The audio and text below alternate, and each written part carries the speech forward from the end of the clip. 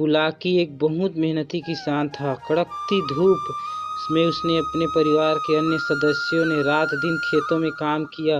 परिणाम स्वरूप बहुत अच्छी फसल हुई। अपने हरे भरे खेतों को देखकर उसकी छाती खुशी से फूल रही थी, क्योंकि फसल काटने का समय आ गया था। इसी बीच उसके खेत में एक चिड़िया ने एक घोंसला बना लिया था।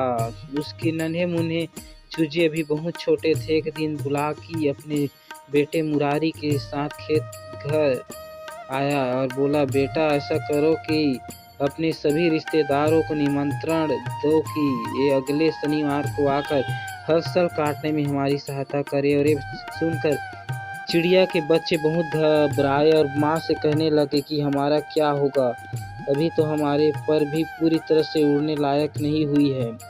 चिड़िया ने कहा, तुम चिंता मत करो, जो इंसान दूसरों के सहारे रहता है उसकी कोई मदद नहीं करता। अगले शनिवार को जब बाप बेटे खेत पहुँचे तो वहाँ कोई भी रिश्तेदार नहीं पहुँचा था।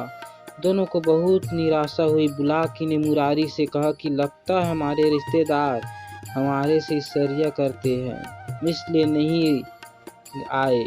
अब तुम सब मित्रों को ऐसा ही निमंत्रण अगले हफ्ते के लिए दे दो। चिड़िया और उसके बच्चों की यही कहानी फिर दोहराई गई और चिड़िया ने वही जवाब दिया। अगले हफ्ते में भी जब दोनों बाप बेटे खेत पर पहुंचे तो कोई मित्र सहायता करने नहीं आया। तो बुलाकी ने मुरारी से कहा कि बेटा, देखा तुमने, जो इंसान दूसरों को सहारा लेकर जीना चाहता है उसका यही हाल होता है, उसे सदा निराशा ही मिलती है। अब तुम बाजार जाओ और फसल काटने का सारा सामान ले आओ।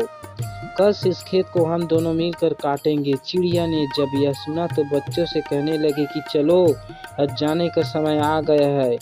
जब इंसान अपने बाहुबल पर अपना काम स्वयं करने की प्रतिज्ञा कर लेता है तो फिर उसे न किसी के सहारे की जरूरत पड़ती है और न ही उसे कोई रोक सकता है। इसी को कहते हैं बच्चों की अपना हाथ जगन्नाथ। इसी से पहले कि बाप बेटे फसल काटने आए, चिड़िया अपने बच्चों को लेकर एक सुरक्षित स्थान पर चल दिए।